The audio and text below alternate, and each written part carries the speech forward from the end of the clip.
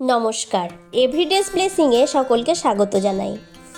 আজ আপনাদের দুই ভাইয়ের গল্প শোনাবো। এই দুই ভাইয়ের মধ্যে বড় ভাই চাষবাস করতো আর ছোট ভাই মেষপালক ছিল। একসময় তারা মনে করলো যে ঈশ্বরকে উপহার দেবে, আর তাই বড় ভাই তার জমি থেকে ফসল এনে ঈশ্বরকে উৎসর্গ করলো, আর ছোট ভাই তার মেষপালের মধ্যে প্রথম জন্মেছে সর্বশ্রেষ্ঠ উত্তম মেষ এনে ঈশ্বরকে উৎসর্গ করলো। আর ঈশ্বর ছোট ভাইকে এবং তার উপহার গ্রহণ করলেন, আর বড় ভাই আর তার উপহার গ্রহণ করলেন না। আর তাতে বড় ভাই খুব রেগে গেল আর তার মুখ বিষণ্ণ হয়ে গেল।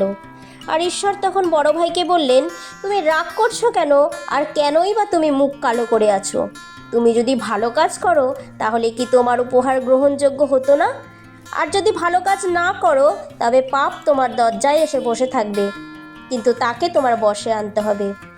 আর তাতে বড় ভাই ছোট ভাইকে হিংসা করতে শুরু করলো, আর ধীরে ধীরে তার হিংসা এতটাই বেড়ে গেল যে সে একদিন তার ছোট ভাইকে হত্যা করে ফেলল। প্রিয় বন্ধুগণ, এই গল্পটি সত্যিকারের দুই ভাইয়ের কাহিনী। এই দুই ভাইয়ের নাম কইন আর হেবল। কইন বড় ভাই আর হেবল ছোট ভাই। এই গল্পটি পবিত্র বাইবেলের প্রথম পুস্তক আদি পুস্তক 4 অধ্যায়ে লেখা আছে। আমরা গল্পে দেখেছি ঈশ্বর বড় ভাই অর্থাৎ কইনের উপহার গ্রহণ করেননি, আর ঈশ্বর ছোট ভাই অর্থাৎ হেবলের উপহার গ্রহণ করেছেন। কিন্তু কেন? বন্ধুরা, ঈশ্বর আমাদের অন্তঃকরণ জানেন। তিনি উপহার দেখেন না, তিনি দেখেন অন্তর। সেখানে লেখা আছে, ঈশ্বর কইন ও তার উপহার গ্রহণ করলেন না, কিন্তু হেবল ও তার উপহার গ্রহণ করলেন। আমরা জানি না কইন কি মনে ঈশ্বরকে উপহার দিচ্ছিলেন, কিন্তু ঈশ্বর তার মনকে জানতেন।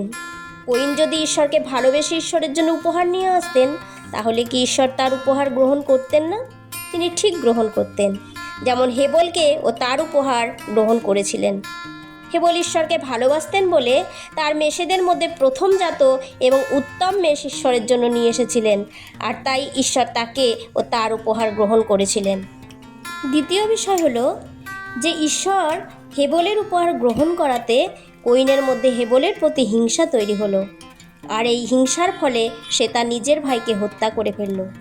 প্রিয় বন্ধুগণ, এর থেকে আমরা বুঝতে পারি যে কইন একজন দুষ্ট প্রকৃতির মানুষ ছিল। তার মধ্যে তার ভাইয়ের প্রতি হিংসা ছিল, আর ঈশ্বর তার মন জানত, আর তাই ঈশ্বর হয়তো তার উপহার গ্রহণ করলেন না। হিতোপদেশ 21 অধ্যায় 27 পদে লেখা আছে, দুষ্টদের উৎসর্গ সদাপ্রভু ঘৃণা করেন, আর তা যদি মন্দ উদ্দেশ্যে আনা হয় তবে তা আরও ঘৃণার যোগ্য। প্রিয় বন্ধুগণ, আজ আমরাও অনেক সময় তাই করি। আমরা যদি ঈশ্বরকে প্রেম করি আর তার জন্য কোনো উপহার উৎসর্গ করি, আমাদের উপহার যেন সেরকমই হয় যেমন হেবল দিয়েছিলেন। আমাদের অন্তরে যদি ছলনা বা দুষ্টতাপূর্বক ঈশ্বরকে উপহার দিই, তবে তা ঈশ্বর গ্রহণ করবেন না। উদাহরণস্বরূপ বলা যায়, অনেক সময় আমরা ঈশ্বরের জন্য বাছা কোছা জিনিস নিয়ে আসি।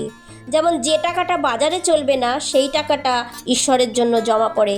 যে সবজিটা খেতে পারবো না সেই সবজিটা আমরা ঈশ্বরের জন্য নিয়ে আসি। বন্ধুগণ, আপনি জেনে নিন, ঈশ্বর তাহলে আপনার উপহার গ্রহণ করবেন না। আর আপনার হৃদয়কে পরিষ্কার রেখে আপনি ঈশ্বরকে উপহার দিন, যেন ঈশ্বর হেবলের মতো প্রথমে আপনাকে গ্রহণ করে, তারপর আপনার উপহার গ্রহণ করে। হেবলকে ঈশ্বর গ্রহণ করেছিলেন বলে কইন রাগে, ঘৃণায়, হিংসায় তাই নিজের ভাইকে হত্যা করেছিল। তার হৃদয়কে সে পরিবর্তন করেনি। প্রিয় বন্ধুগণ, আজ আমরা কি করি?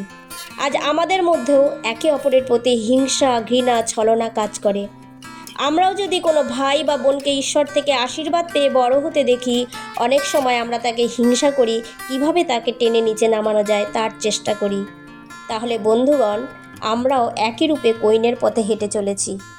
প্রথম যোহন 4 অধ্যায় 20 পদে লেখা আছে, কেউ যদি বলে আমি ঈশ্বরকে ভালোবাসি অথচ তার ভাই বোনকে ঘৃণা করে, সে মিথ্যাবাদী। যে ভাই বা বোনকে সে দেখতে পায় তাকে যদি ভালো না বাসে, তাহলে যে ঈশ্বরকে সে দেখেনি তাকে সে ভালোবাসতে পারে না। অতএব আমরা নিজেরা নিজেকে বিচার করে দেখি আমরা কিভাবে চলছি। ঈশ্বর আপনাকে আশীর্বাদ করুন। আসুন আপনার জন্য প্রার্থনা করি। হে সৃষ্টিকর্তা জীবন্ত ঈশ্বর, আজকের দিনের জন্য তোমায় ধন্যবাদ। পিতা, আমরা যেন সেই হেবলের মতো শুদ্ধ মনে তোমার কাছে আসি এবং আমাদের শ্রেষ্ঠ উপহার তোমাকে দিতে পারি, আর একে অপরকে প্রেম করি। এই প্রার্থনা পিতা তোমার পুত্র প্রভু যিশুর নামে চাই, আমেন।